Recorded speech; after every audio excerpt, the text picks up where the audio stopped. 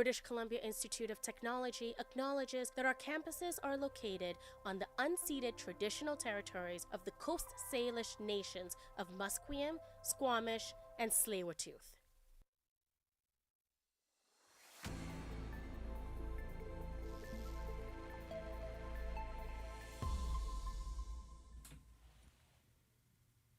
Hello, my name is Lisa Cofton, and it's your news update to 11:30 a.m.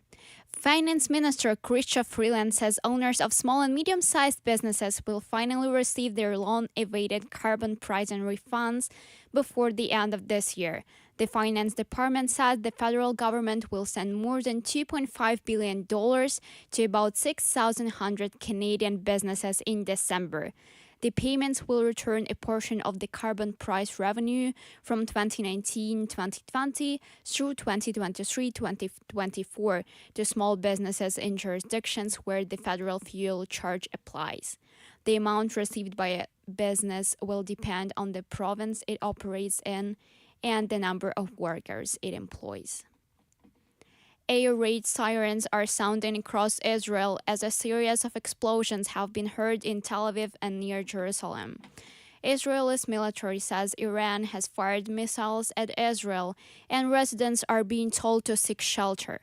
Speaking to reporters in Ottawa, Defense Minister Bill Blair says Canada is working with its allies in the region as well as the United States to understand what's happening and to get citizens to safety.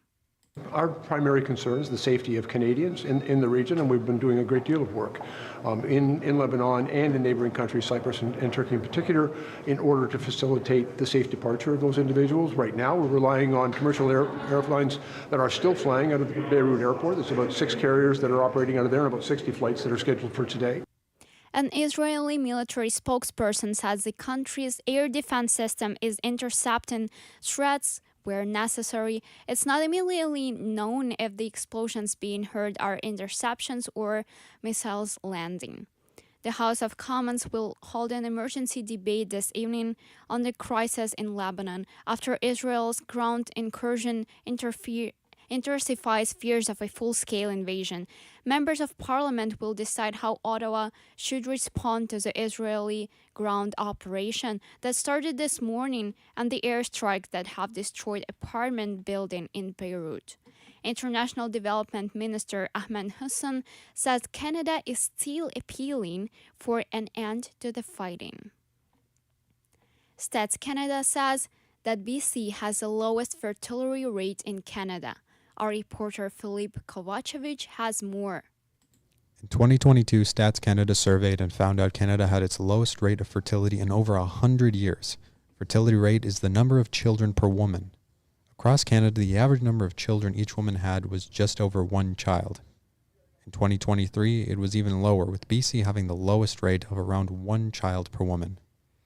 Stats Canada said the rate began going down around 2009. The drop became even faster around 2020 at the start of the COVID-19 pandemic. Philip Kovacevic, BCIT's The Crow.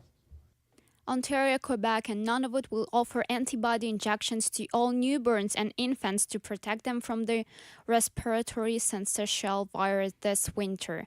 According to Immunize BC, these medicines are currently only available for select groups of infants and children in the province. Patients should talk to their health care provider for more information. Women's College Hospital physician Dr. Noah Ivers remembers when his own baby had to be hospitalized with severe RSV illness several years ago.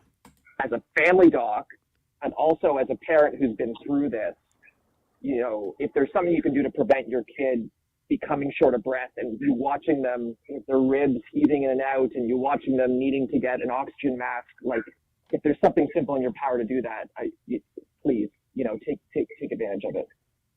It's been over 2.5 years since Russian invasion of Ukraine. Today, Kyiv, the capital of Ukraine, stopped for a minute to honor fallen heroes. Ukraine marks its National Defenders Day. People carried portraits of loved ones who died fighting with Russian aggression. And Ukrainian-Canadian Congress stated in their post on X, "We honor the brave Ukrainian patriots who, through the centuries have fought with the freedom and independence of Ukraine. My name is Lisa Kofton. That's your news update to 11:30.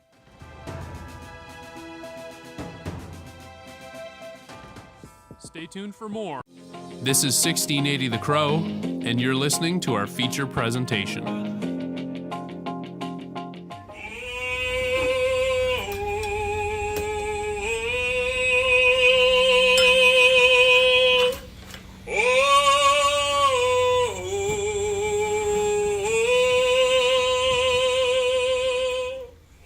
Welcome to Go With Grace. Help me heal my people.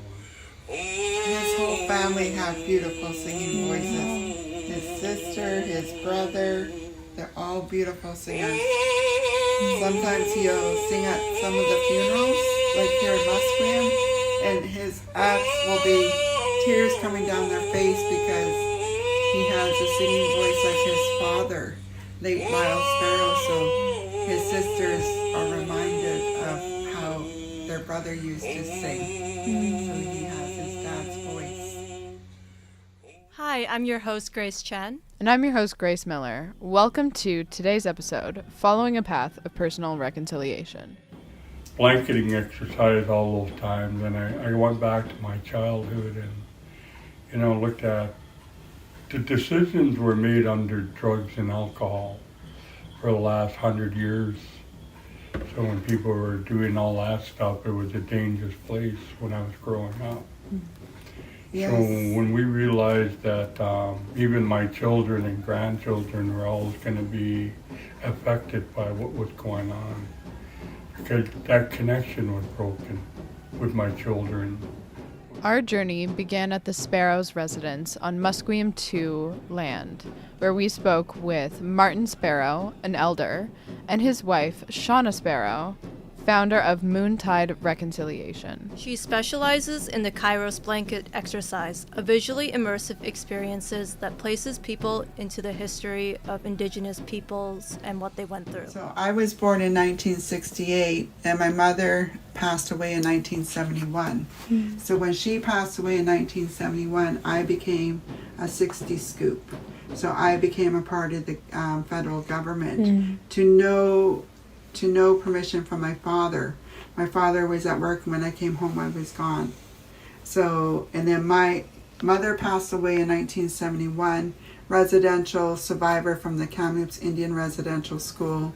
Father, survivor of the Kamloops Indian Residential School, and he passed away in 2023. So when he passed, on both ends of the spectrum, you know that mother passed away way too soon from the impacts of residential school. And then you have father big time impacted because he was the oldest in his family, so he tried to protect his brothers.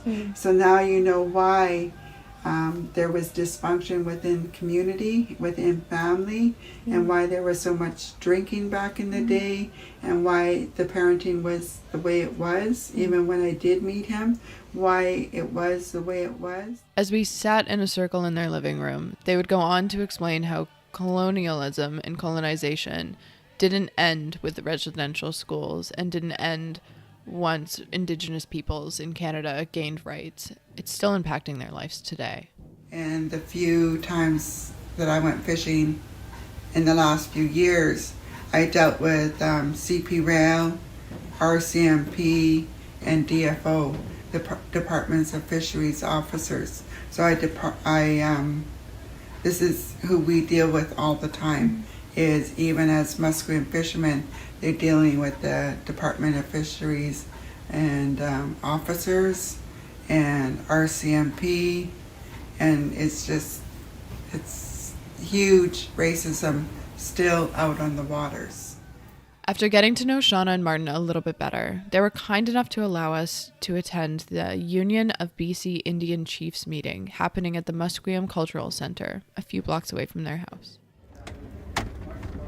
Does the door need to be locked? Oh yeah, press the... Just that button? Yeah. Wow, it's a beautiful day. It is. Yeah.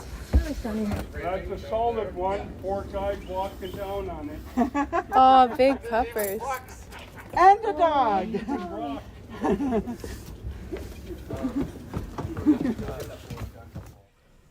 On the way to the center, I had no idea what to expect. I wasn't even thinking of what to expect. I heard meeting and assumed that it was going to be the same as any other meeting I'd been to before. I was more so grateful that they trusted us enough to let them into their community.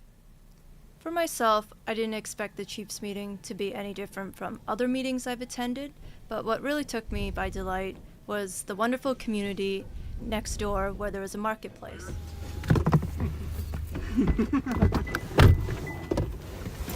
All right, at the Musqueam Cultural Center. It's beautiful. A lot of my teachers had mentioned how beautiful the center was when we brought up the topic of our story that we wanted to cover. They were not kidding. It is beautiful. Although we didn't stay for the full meeting, experiencing what a decolonized meeting looks like was a very meaningful moment for me.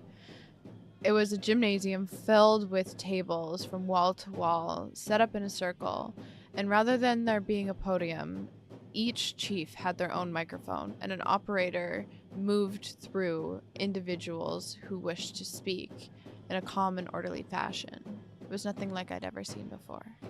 We got back to Shauna's house, where she then showed us what goes into the work of planning her workshops.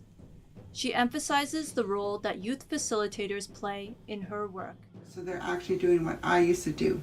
You know, go pick up the elder, bring the elder to her facilitation, facilitate with her, look after her or him, and then drive them home, and then there you go. And that's what we're really gearing towards, is to be able to bridge the youth and the elders, and now passing the torch to the next generation.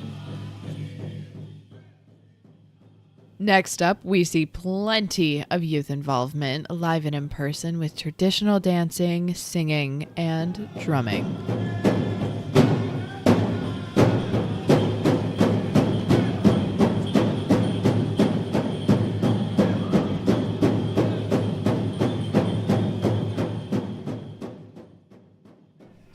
That machine seems a little bit more sturdy than the other one. What were you saying about more sturdy? That was Malachi. We found him while we were waiting to speak with Matthew Garrett outside of the powwow that happens weekly on Tuesday nights at the Vancouver Aboriginal Friendship Center Society. Malachi was a bit of a troublemaker and was trying to get a loose can of Coke out of a vending machine. He was pretty cute, hey? Yes, he was trying so hard to get it out and asked me to help him. He also asked me. I only slightly helped him. When we met up with Matthew, he explained how powwows came to BC, since it's not traditionally apparent on the West Coast. For like friendship centers, it was just a way to build community and have, just like that time to connect, especially for like younger kids to connect to culture. And the friendship centers were more in like urban settings, so you'll see them like there's one here, there's one in like Calgary, Winnipeg, Toronto. You'll see them in all those areas because they wanted to connect like urban youth, like Indigenous youth, to cultural space. So it'd be like people in community would take that up. And boy, have the folks in Metro Vancouver taken up the opportunities available at the Friendship Center. Gradually, while we were there taking in the powwow for all that it was, dancers from teeny tiny tots to more mature adults filled the gymnasium. Yeah, so I think like right now, it's really important because now you're seeing like, like young teenagers wanting to dance, and also like older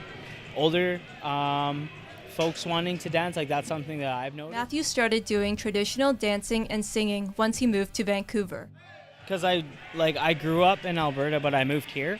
So I think just finding a way to feel like more connected to home, because I was going to school and stuff and being away from family. So just finding other ways that help me feel more at home while I was here. The other thing Matthew did after moving here was starting to plan the Tuesday night weekly powwows that happen at the Friendship Center. He found that with more youth involvement, he did it with his friends, that popularity for the event rose, and it was more accessible to people who really wanted to attend these events. They promoted it on Facebook and handed out physical posters. Honestly, in a lot of ways, I think it really helped, build a positive connection spiritually, and just helping, find the things that I need to take care of myself, as someone who is Indigenous and wanting to have that in my life and make that a priority. But also, I think it was important to do, see other young people want to get involved and stuff like that. I think being at the powwow event, it's very beautiful to see so much joy in the community and people coming together and them being so welcoming, because I think oftentimes with reconciliation, we only see the really sad stories and the really tough parts, but sometimes we overlook just celebrating the joy that comes with this week. I know for me, part of the most joy that I got out of being in attendance at this powwow was seeing all the little kiddos running around in their regalia, so excited to be there and being part of such a wonderful community. Later on in the night, Elder Mary Dorchett from Nitnet on Vancouver Island put that joy into perspective with something that she said ahead of the dancing. I'm very honored to be here tonight. This was not what I was going to do. I was going to sit back and watch and take everything in. But being a survivor, we have the strength. We've gotten the strength from everything that we've gone through. All the hurts, the pains, the memories. The memories are still there, but I've learned to work through them. And I think a lot of other people have too. And people who were taken away from their families as children and babies, my heart goes out to you. But I believe the best thing to teach your children is culture. That's what's going to get us through life. That's what's going to keep us strong. And if we're all together as one, that's where the strength will be. The rest of the night was filled with lots of joy, singing, and dancing, where Mary herself even joined in on the dance floor. The next morning, we reunited with Shauna at the Children's Hospice to attend a Kairos blanket exercise activity. I see you tapping your toe out there, get out on the floor and start dancing. Bright and early, 8:30 a.m. the next morning, Grace and I are outside in the pouring rain out of the Canucks Children's Hospice, more ecstatic than ever for my first blanket exercise, but Grace's second. Grace, what was it like going into a blanket ceremony 10 years later? Revisiting the blanket exercise 10 years later was definitely a very empowering experience for me, because with the greater knowledge I have on Indigenous issues today compared to before, being in a room full of women to do such a powerful activity was very moving. As the blanket ceremony began, we helped set up the blanket ceremony itself, which was such an incredible honor. We placed script cards, so that's part of the blanket ceremony. So attendants will be responsible for reading scrolls, so passages that relate to the history of colonization in Canada. One of the most striking moments for me doing the blanket activity was seeing the way the blankets got smaller and smaller gradually over time, and the people around me moving to different areas of the room and not knowing what to expect next. This really gave me perspective of what it was like to lose your home and your people. Seeing the strength and resilience of Indigenous peoples, as well as how gracious they are despite the hurdles they have faced, really inspired me to keep playing an active role as an ally towards reconciliation. One of the things that moved me most about the blanket exercise was the impact it made on the woman in attendance. Overall, throughout the journey that we've been on, immersing ourselves in Indigenous culture as non-Indigenous folk, I'm so grateful to have seen firsthand the strength and determination of people putting themselves in painful situations for the betterment of reconciliation. I would like to spread my gratitude as well to Shauna and Martin Sparrow for allowing us in their home, bringing us to an elders meeting, and for Shauna taking us through a blanket exercise, as well as Matthew Garrett for allowing us to celebrate Indigenous culture at the powwow.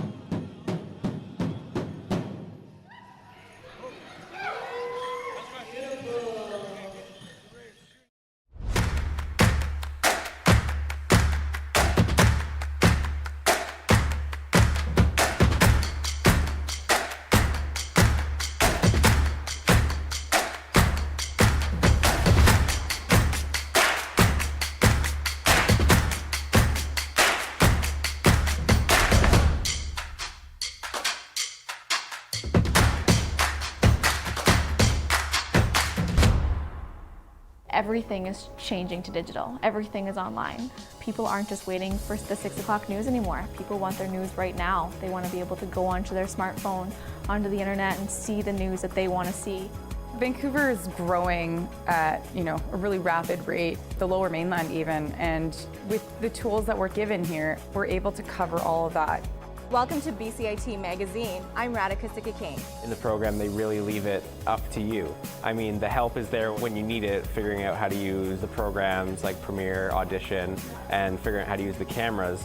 But it's up to you to sort of experiment and figure out what you can do when you go out in the field. They brought candles and flowers to remember the student who lost her life yesterday. Teresa May says the international community condemns Moscow. They really make sure that you know the basics and you are able to put out a quality product. I'm Brady Tretanero. And I'm Radhika Sikakane. Thank you for tuning in to BCIT Magazine.